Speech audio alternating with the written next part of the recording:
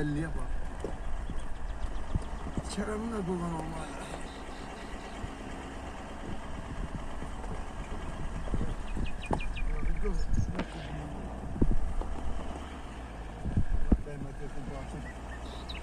Buradan direm almasın çok büyük şey. Burada yüzlerden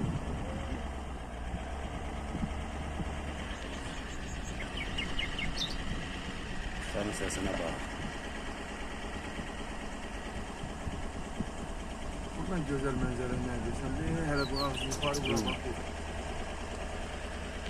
Yalanın ne taraf.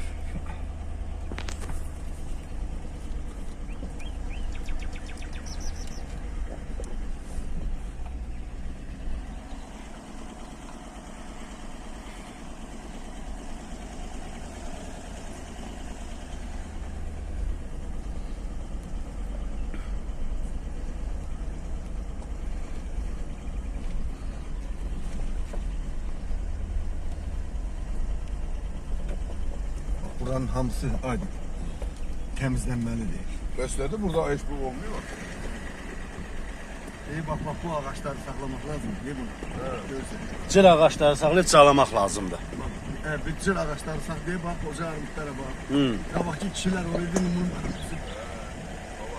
armuda zada bak. Sabah bir yanında böyle değil mi? Şimdi ben gözlerim bir şeyler sabah. Hara yedirdim vallahi balıkçı bana dedi ki et var mı zaladı? Ne dedi? Aç.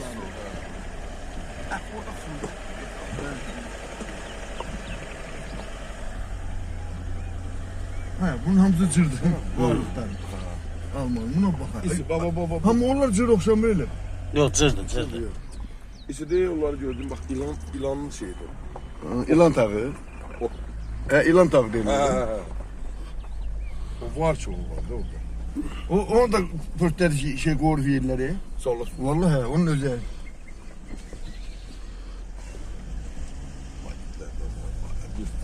Bu dualar getir.